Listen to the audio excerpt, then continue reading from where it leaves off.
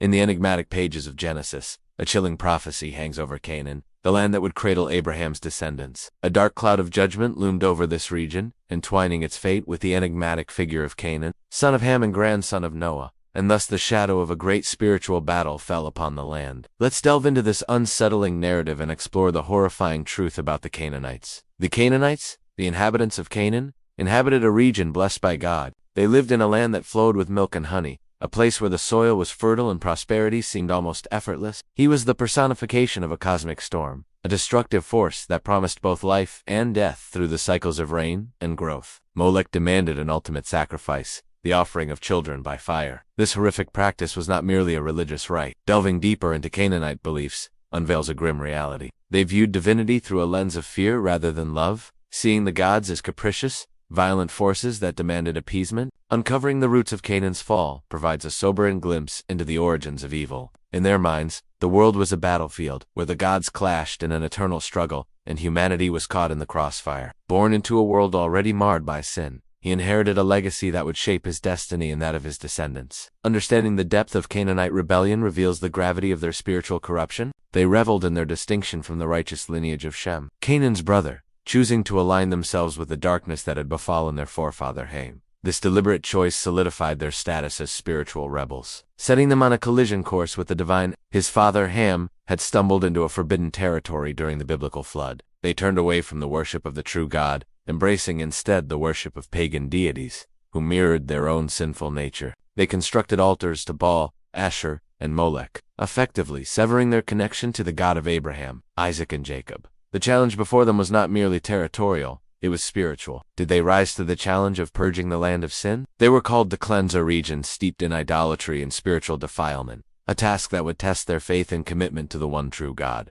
This act of defection was a profound spiritual betrayal, a conscious decision to abandon the path of righteousness in favor of the allure of sin. Their altars to Baal, Asherah, and Molech became ubiquitous, transforming Canaan into a battleground between the forces of good and evil. The Israelites' failures had grave consequences. The presence of Canaanite deities like Baal, Asherah, the darkness that corrupted them, is not a relic of the past, but a persistent force that continues to manifest in our world today. The Canaanites serve as a cautionary tale, reminding us that the allure of sin can be as deceptive as it is enticing. And Molech continued to linger in the land, leading to a constant spiritual struggle for God's people. Just as Israel struggled to overcome the lingering effects of Canaanite corruption, Christians too can find themselves entangled in the webs of modern-day idolatry. The very soil they inhabited became a battleground where the forces of light and darkness clashed. At their best, the Israelites exemplified courage and faithfulness, heeding God's call to drive out the Canaanites and their abominable practices. The ultimate fate of Canaan and his descendants serves as a testament to the unwavering justice and mercy of God. If this video has touched your heart and sparked your curiosity, we invite you to like, share, and subscribe for more enlightening content. Your engagement fuels our passion to bring you thought-provoking videos that explore the depths of faith and spirituality. Through the sacrifice of Jesus Christ, the power of sin and death has been broken. By turning away from the darkness of Canaan's legacy and embracing the light of Christ, individuals and nations alike can find redemption and restoration.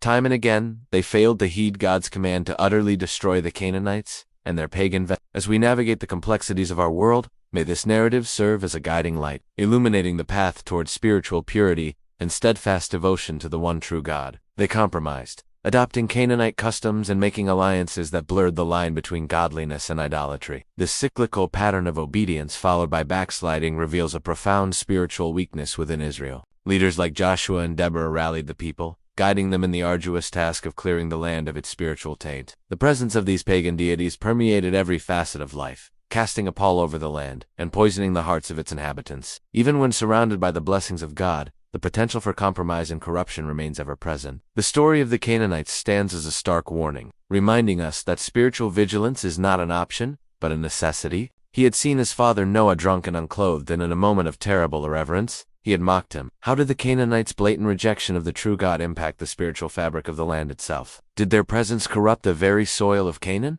This act of familial disrespect incurred a divine curse, a curse that would reverberate through generations, shaping the Canaanite identity. Their spiritual malignancy seeped into the very core of the region, tainting its natural beauty with their ungodly presence. This transformation of a divinely promised land into a spiritual wasteland serves as a potent reminder of the corrosive effects of sin. This belief system fostered a sense of desperation, a constant need to placate the gods, lest they incur their wrath. And so the Canaanites devised ever more elaborate and disturbing rituals, each one a desperate attempt to stay on the right side of the divine fray. It was a macabre dance, with evil, a willingness to surrender one's most precious possession to a deity that symbolized nothing less than spiritual death. His worship was not a quiet, reverent affair. It was a frenzied spectacle that combined pagan revelry with ritualistic sexual immorality. The Canaanites believed that to ensure fertility and prosperity, they had to mimic the union of Baal and Asherah as consort. Thus, orgies became a central part of their worship, a perverse imitation of the divine that blurred the lines between the sacred and the profane. Yet beneath this veneer of natural bounty lay a spiritual rot that would shock the conscience of any age. What manner of spiritual wickedness festered in the hearts of the Canaanites? What abominations did they practice in the shadows of their idolatrous worship? Rather,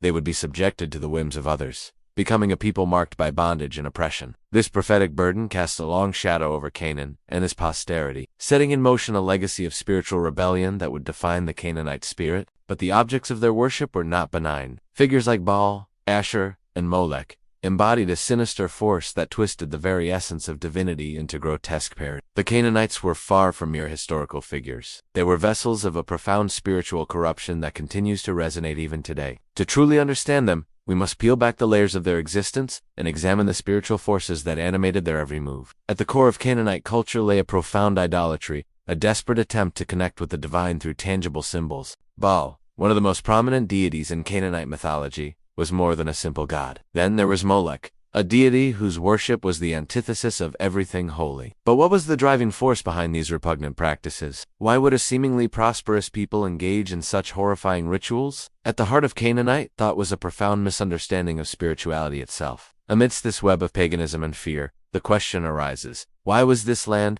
promised to Abraham and his descendants, cursed with such spiritual darkness? Peering into the mists of time, we find Canaan's origins shrouded in mystery and peril. The prophetic words spoken over Canaan foretold a future of subjugation and servitude, a stark warning that this lineage would not inherit the blessings of freedom and autonomy. But what was the true extent of their rebellion, and how did it manifest itself in their everyday lives? The Canaanites were not merely passive recipients of their cursed fate. They actively embraced their role as God's adversaries. Their rebellion permeated every aspect of their culture, from their religious practices to their social norms. And it was in this context of profound rebellion that a terrifying question arose. The answer lies in the haunting realization that the Canaanites did not merely inhabit the land of Canaan, they became its essence. As the Canaanites grew in number and influence, so did their corrupting influence on the land. This spiritual contamination had profound implications for the Israelites who were destined to inherit this very land. But how did God's chosen people, the Israelites, fare when confronted with the spiritual quagmire left by the Canaanites? Sadly, the story of Israel's encounter with Canaanite corruption is a tale of both triumph and tragic failure. Yet despite these moments of triumph, Israel repeatedly faltered. Despite their divine calling,